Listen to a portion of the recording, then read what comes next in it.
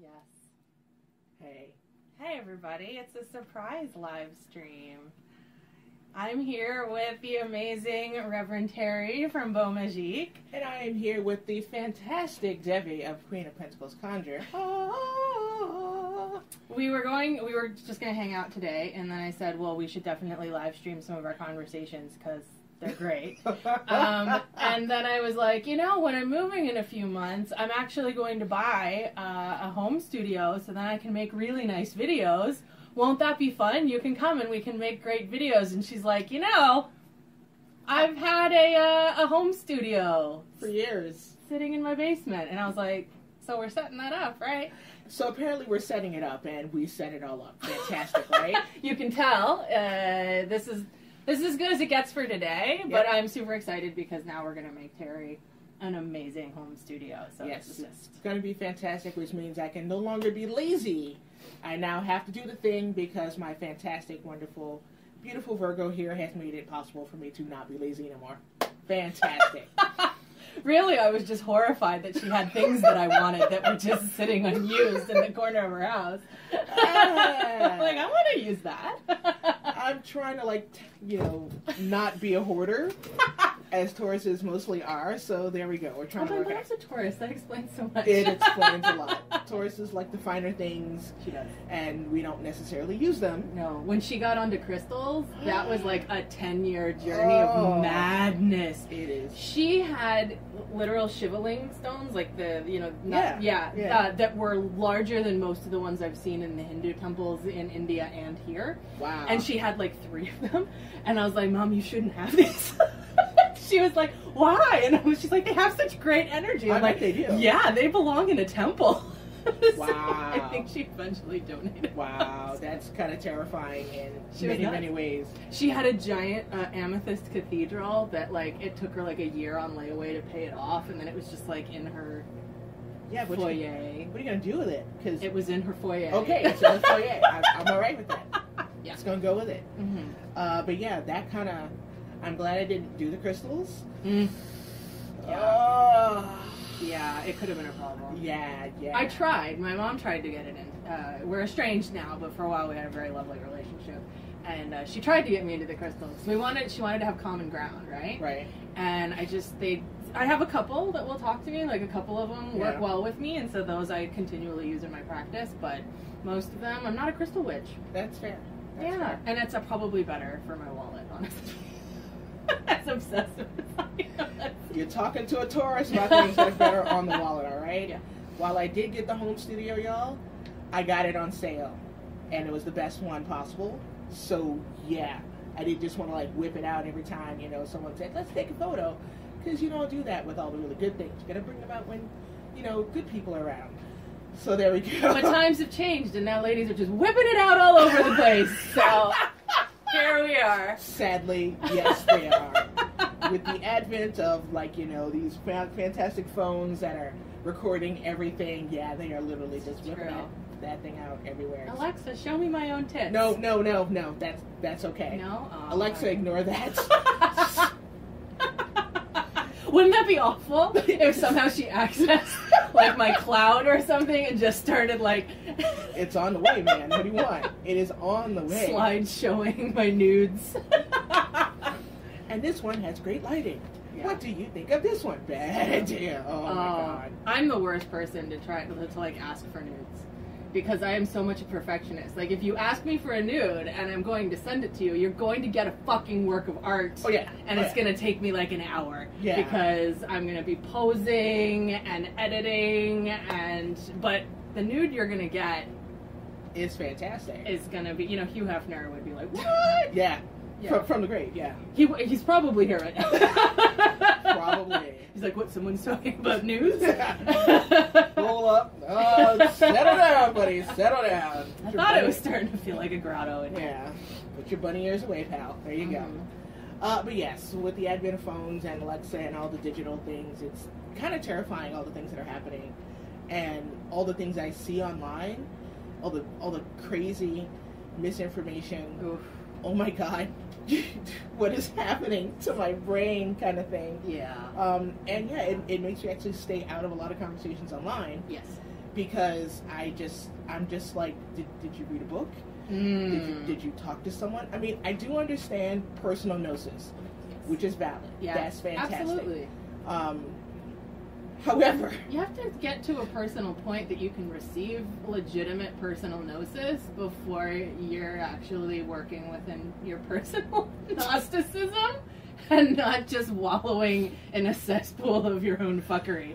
See, Charlie Sheen did it well, but he had money. Yeah, that's the trick to everything, right? If you got money, you can wallow in your own crapulence to your heart's desire. Whatever you want. Yeah. Good luck. But yeah, he had enough money, so there we go. But yeah, so I just, so many people can like take a picture, throw some filters on it, and be like all, Instagram, Tumblr-esque, witch aesthetic. And it drives me absolutely bonkers because witchcraft, at least in my world, is dirty. Oh, yeah. It is dirty. You get your hands in. You get your face in, you get sand everywhere, you have ashes everywhere. Sometimes you might burn down your house. Almost, yeah. Almost. I've done that a couple times. Right? Yeah, I think 3 or 4 times. Right? Something has definitely caught fire. Right? Yeah. So for everyone playing at home, 2 number 1 rules of candle magic. 1, fire safety. Stop, drop, and roll! And number 2, I am damn serious. Do not burn down your house. Please don't do that. There's no spell anywhere worth life, limb, loss of loved ones, or lodging. It's just not worth it. No. If you see some sort of spell that says like put the candle on your head, do a little shimmy, talk to me first. Talk to Debbie first. Maybe don't light the candle until after your shimmy. After the shimmy, we'll work around it some kind of way so we can modify it so you'll be relatively safe. Yeah. And not set yourself on fire. And you know me, I'm a stickler for like the not overdressing your candles in this like Insta, Pinterest, everything era of gorgeous aesthetics. It's Look, beautiful. Trust me, it's gorgeous. I love the pictures. Please do not light those candles. Because all I can think is like, wow, that's going to go up in like 12 seconds. And there'll be soot and ashes everywhere. Yeah. the home alarm's going to be going off. The dogs and cats going to be wigged out. Yeah. And then your spirit's going to be like, what are you doing, you idiot? Well, if you have like, like half an inch of herbs on the top of your candle, and then you light the candle, and then all those herbs catch fire, and the top of your candle explodes, that's just too many herbs in your candle. It's not powerful spiritual influence. No. That's just you set a fire. And there is a difference between being an idiot and negligence and real magic happening. She's not sugarcoating it, folks. I can't sugarcoat it because I've had too many phone calls and too many weird emails. Yes, fire extinguisher. Yes, that is a good comment. yes. That is a good thing to have on hand. Yes. And if you don't have a fire extinguisher, please use baking soda. Oh, yeah. Yes, please smother things. Yes. Evacuate. Do not just try to wear fire retardant things. And this is why I say witchcraft can be dirty. Yes. Because you have to think about all these things. Sure, you have this big cathedral of candles, but if you light that sucker and suddenly, they all catch at once, one, that's a lot of gas in your house. It's a lot of heat in your house. Yeah. And can your space handle that? You have to think about all of these things. But that's just me and what I do. But your mileage may vary, and so may your house insurance premium. So there you go. Yeah, just be careful. Please. Just sensibility. I mean, if you have, like, a backyard that has, like, a fire pit, go for or it. you have a legitimate, like, wood-burning fireplace in your home, light them up. Like, please, like, do all the, like, crazy fire magic and burning the heck out of things and overloading candles purposely so they explode. Like, have fun. Like, go wild, but oh my God, please. I'm sorry. I'm lazy. That's a lot of glass to clean up. It is a lot of glass to clean up. That's a lot of ashes to clean up in a fireplace. You gotta fish that stuff. But that could be someone's kink. Not me. Sorry. No. I'm out. Not Tapping out of that one. Done. No. No, can't do it. I mean, Devi will tell you. I mean, as a Taurus, I like being lazy. It's fantastic. It's efficiency. Yes. I was telling my husband, bless his heart. Oh no. Bless his heart. That I like being retroactively efficient, right? I want to do all the work ahead of time so that I can sit back with, like, a margarita or a screwdriver and just watch things unfold. And he looks at me and he blinks and he smiles that beautiful smile. And he says, Terry, that's just being prepared. And I was horrified. I don't want to be prepared. That means I'm like efficient and I do work and stuff. I want to be lazy. But no, efficiency allows laziness. True. It's the magic that will grant you laziness. And that's how you earn your luck. Be efficient. Yeah. Do all the work ahead of time. Read all the books. Do all the things. Plan it all out so that you can literally snap your fingers. Magic. Oh. I know, it's Showgirls. Showgirls is magic. Yes. Showgirls is magic. The show's called Goddess. I know the movie really well. Don't try me. Don't come for me on Showgirls. I love you so much. Gina Gershon knows exactly what movie she's in. Yes. And she's priceless. She is. Darling. Oh my god. Oh my god. Now we're on terrible full frontal movies. There's nothing wrong with that. No, it's not. But that was like one of the first ones. Do you remember that? That was like a big deal. It was. Lady full frontal in your regular movie theaters. Yeah. Something. Yeah, it was. I mean, even then, if you look at like what they call like pop magic or shaman magic, pop shamanism, stuff like that. Pop shamanism. Oh yes. That's a new one on me. Pop magic, I've heard. Pop shamanism. Pop shamanism. People love that stuff, where people are basically taking big movies. Let's say the beautiful, fantastic Lord of the Rings, and they're turning into this huge shamanistic journey. True. Where like 4 hobbits walk everywhere. Gandalf had eagles, y'all. Why didn't they use this? He was holding out. Seriously. He had freaking eagles. Yes, I know. He would have tipped off Sauron, blah, blah, blah, blah, blah. Is that what the argument is? Is that he couldn't use his eagles because of Saruman? Yeah, and he would have tipped off Saruman that they had that in the back. I would have fucking flew. I'm just saying. Seriously. I apologize for swearing. I would have flew. I mean, drop that son of a bitch. It was basically a suicide mission anyway. Yep. So just get your eagle there, drop it, and if you die, well, you were probably gonna anyway. Yeah, and you would have died on an eagle. Can't argue with that. What kind? That's a beautiful ascension right there. I died on an eagle. Woo! Nice. Yeah. This is my life. It's true.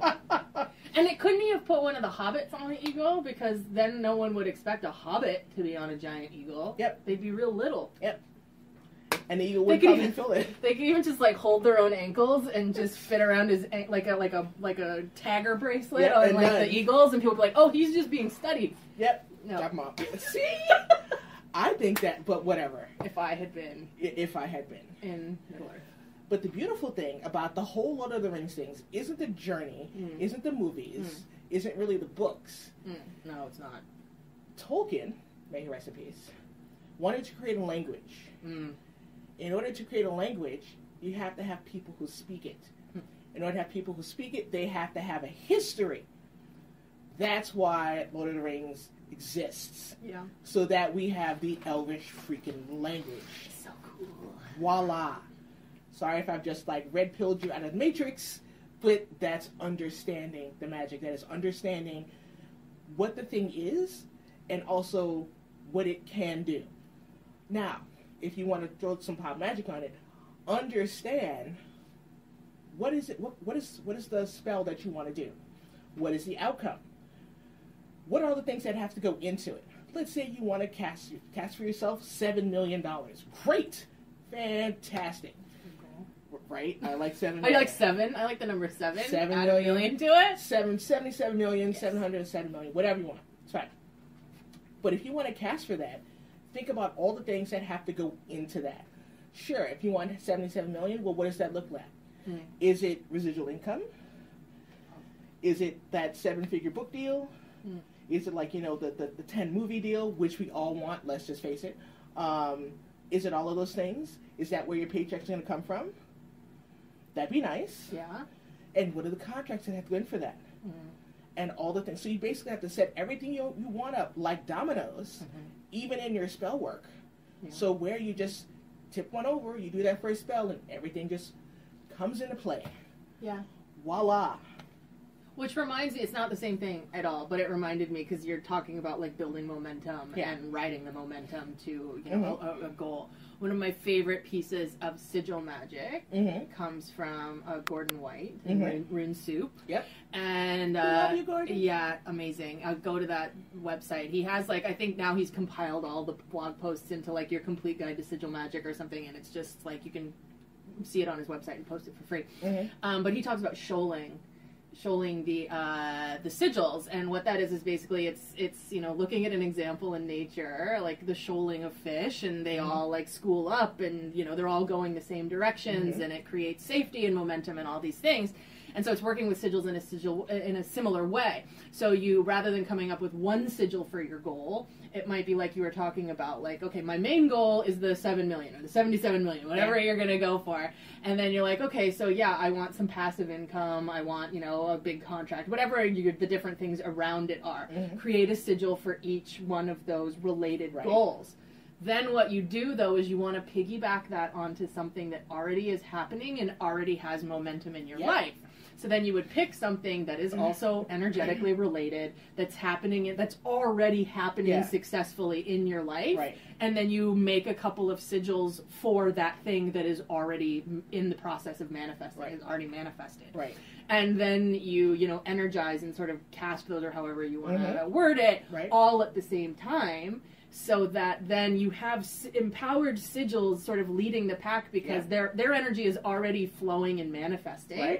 And then they kind of pull the unmanifested things together with them. And that is an amazing piece of magical tech. So here's an example, because I love examples. Let's say you're a stunt rider, a BMX guy, a skateboarder.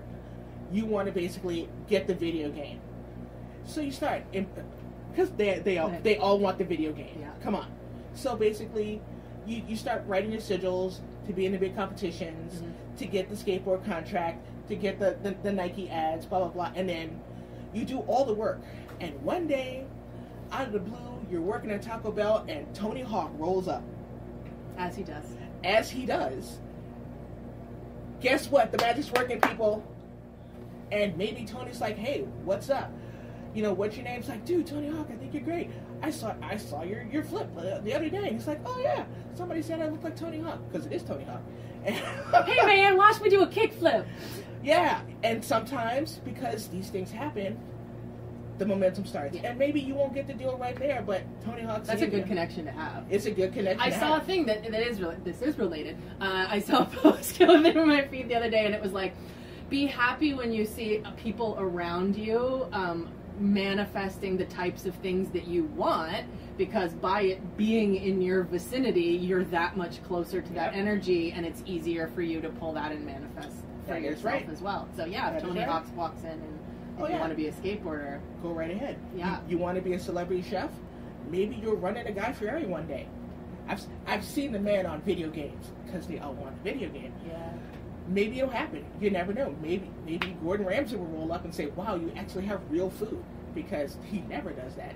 I actually watched the few episodes where he did the other day. One of them was an amazing soul food restaurant in Brighton. Yeah, in England. And and it was amazing. He loved her food, and she just needed business advice, really. Yeah, it was great. And sometimes majesty celebrities will just walk in your life saying, hey, you're pretty cool. One photo. Well, no, because I'm saying, like, if a celebrity walks in, like, even if that celebrity's not actually going to directly do something for you, if they walked in your vicinity, my God, get the dust from under their feet.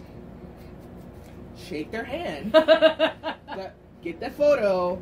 Do the things, because you can use all of those in your magic. Yes. Basically, and that's what they talk about. Like, I've seen a whole lot of these, guru ideas, these guru mindsets of change your circle to be around people who will uplift you. Sometimes the circle changes around you. Yeah. Someday you'll just roll up to someone and you're like, hey, that guy's a celebrity, and I'm serving him coffee. Right then. And you just treat them like everyday normal people, and they will remember you. It's true. It works. All the cool interactions I've had with celebrities have been because I just treat them like a normal human being, and everyone around them is just like, I can't talk. I can't. I can't. I'm just like, hey. Yeah. Sup. Oh yeah, like the one time I ran into Nichelle Nichols. Ooh. Right? Yes. I was at one of the cons. Yeah, you were. And I'm like, oh, excuse me, miss. Have a great day. She's like, thank you. She has no idea who I am. No. That's totally cool. But I ran into Nichelle Nichols. Oh my God. That's really cool. Yeah, and she was just, I tried not to freak out, but she was in my path. When that happens, people, shake their hands, do the thing, just because it works. It works. Is she wearing all the flowy clothes that she wears? No, she was not. She just finished a panel, so she was just walking back to her green room. Yeah. But she was totally comfortable, and I'm like, yeah. Excuse me, miss. Have a great day. I said, thank you.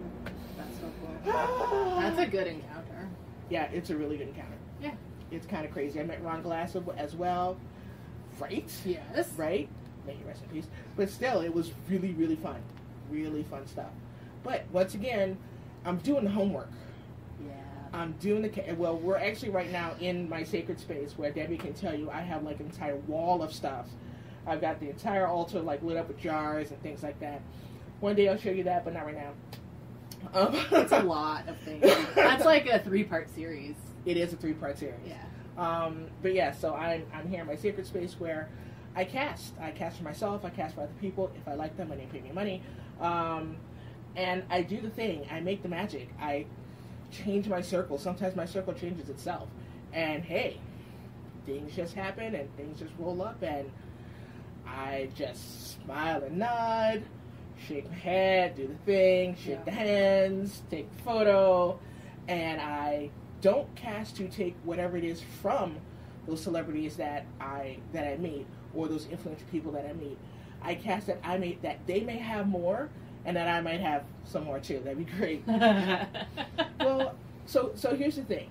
The best piece of magical advice that I ever learned, well, one of the best pieces, from a non-magical person, Zig Ziglar. You know who that is? Yeah. So Zig Ziglar was this salesman from the Deep South. He was from Yazoo, Mississippi, from like the 50s. Yeah. His idea was, in sales or anything else in life, if you help everyone get what they want, you will get everything you want. So please, help me help you get everything you want. That way it helps me help you. Yeah. Help me help you. Yeah. And basically a rising tide elevates all ships. We can all go in together. That'd be awesome. Let's all do the thing. Let's make some magic. Let's make some money. And let's all get better lives, because that's what I want. And I want you to want it too, because when I'm like, living in my mansion, I gotta have friends. So roll up. Yeah. Yeah. And there really is like enough out there for everybody. So like you don't have to think of other people who are doing the same thing that you are as the competition.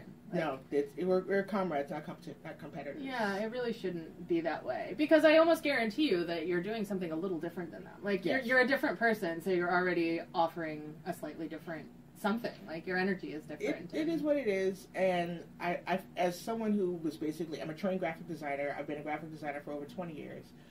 I recognize when people try to sort of copy others. If you go to any food court and look at the logos, which are actually just sigils, just saying, you will see that the color schemes are similar. You will see that sometimes the shape of the lettering is similar. All the menus are similar. There's a reason why, some of the top 3 restaurants have red in their logos, which goes to correspondences, which goes back to basic magic. And here we are again. Yes. Basic magic. So yes. So it doesn't matter. There's room for everyone. There's always going to be a new restaurant opening. There's always going to be a new conjure place opening. There's always going to be another YouTube video.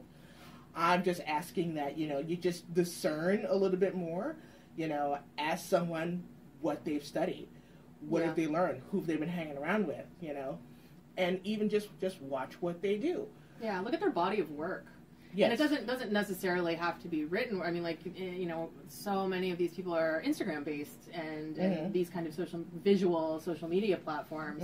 Like, still, you can. I mean, like, if you know what you're looking at, you can tell if the person knows what they're doing or if they're being just nothing but aesthetically pleasing. Yes. And there's nothing wrong with... You can be aesthetically pleasing and be doing work, so I'm not saying, like, just because something's super pretty, it means it's ineffective. Right. That's not at all what I'm saying. Right. But it comes back to doing the work and having the foundational knowledge to... That discernment just doesn't come. That's the problem. Like, you know, you have to have so much discernment in life, in general, but especially in, like, the magical world, because... From time immemorial, there has been just as much, if not more, bullshit out there than legitimate teachings. Oh my god. I mean, like, that's just the way it's always been. Like, we're not in some original time period where suddenly there's charlatans and people who only half know what they're doing. Oh, no, they've been around forever. Yeah, they've been around forever. And so, you know, you constantly hear this call for discernment. But discernment comes with knowledge and wisdom and experience. And using the information that you have. Yeah, using absolutely. Your resources. And so, yeah, I mean, like, it is work. It's work to get that, you know? Like, it's reading things that maybe aren't exactly the most interesting things in the world, but that information is going to allow you to have a background, so you're better able to discern and you know what you're looking at. So when people are doing things, you know whether that's someone that you want to, it's worth your time and money. And sometimes that means having candle work that's not aesthetically pleasing. Yeah. But it works. Yeah. And that's one of my, like, low-key challenges to everyone. If you're going to do the homework, if you're going to do the magic, do it. Make sure that it works first. The aesthetics will come later. Yeah. Make sure that it works first. I work with Beaux Magique. That is my jam. My first sprays, my first oils, they were kind of ugly. They worked. Yeah. They got pretty later on. They got smelling nice later on. But the first ones worked. What can I do? Yeah. Well, exactly. Yeah. No, I agree. Yeah.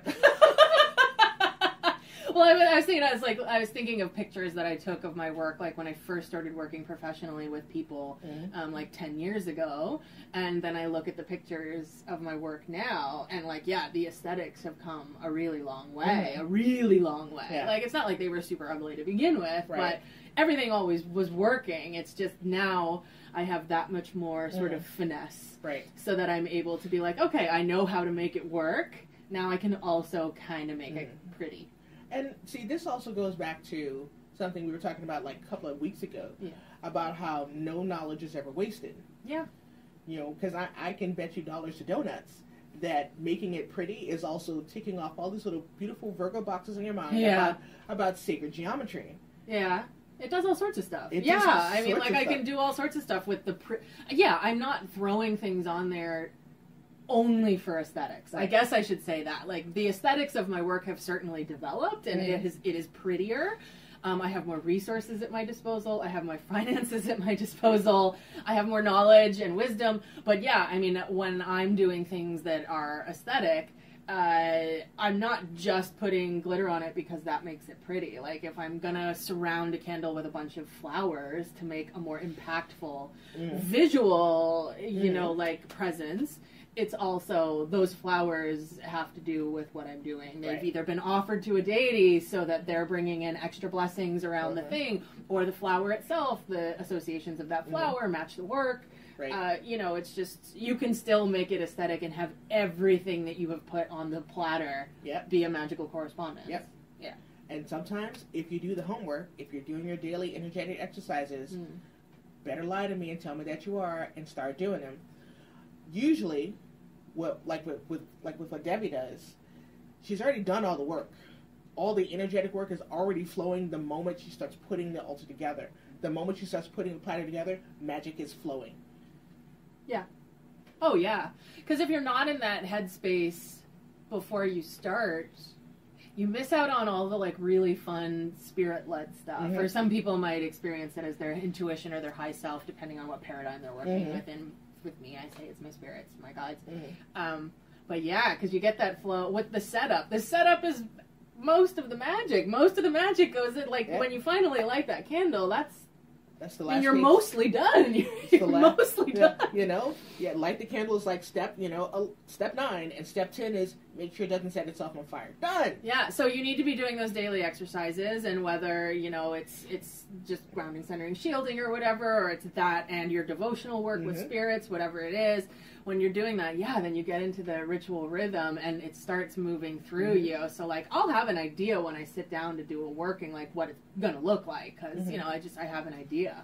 Always ends up being different every time. And it's because I pulled 3 different things that I wasn't expecting to. And in the moment, I might not even know exactly why I'm grabbing it. Just smile and nod. Yeah, and so I was like, oh, okay, I wasn't planning on doing this, but this is fine. And then sort of after the fact, after I finish the ritual and step away from it, I might be like, I wonder why that went in there. And I'll, you know, do a little research. And it was like, that was exactly what needed to happen. Okay, cool. And then because Devi charts her work, usually 3 days, 3 weeks later, it's like, oh, look at that. That's why we needed that. Okay, and we're good. Yeah. So this is what happens, people. This is actually living, you know, #witch life. This is actually what happens. It can be dirty. It can be a little weird, you know, shifting that consciousness, trusting yourself. I mean, if you've done the energetic exercises, shifting the consciousness to be in that ritual rhythm is going to be pretty easy. Oh, yeah. You can do it almost anywhere. Mm-hmm. And, you know, there've been like little challenges where it's like, all right, you know, we're going to have ritual. What have you got in your pockets? And, right? Yes. And everything you pull out of your pockets, you should be able to do a full-out ritual with whatever you have in your pockets, your purse, your backpack. You can do this. I assure you. And the reason why I say it is that there's going to be a time where you won't have all your beautiful aesthetic things. No. It's just going to be you and whatever you got on your body. Oh, I mean, that's the thing, though. Like, all of these are tools that are helping you focus your own energies, and yes, they are sort of lending and supporting it, but ultimately, you're the conduit for the magic that's flowing through. Yep. So. I actually led a class. I don't know if I told you about this. I led a class called The Magical MacGyver. Right? Yes. Where we talked about basic correspondences. Yeah. We talked about how to make magical experiences that happen to you. Let's say you go off to a spiritual retreat. How are you going to take that magic that you felt home? Mm. So I challenge everyone to create a charm that reminded them of the biggest lesson that they had to learn from that weekend. And I gave them a safety pin. And 15 minutes. Go. It was pretty freaking amazing. Yeah. Because it made them think critically about what they were doing and be able to understand the deeper magic within themselves. Yeah. The best one was that my beautiful, beautiful old man, they had a rock. And they wanted to figure out how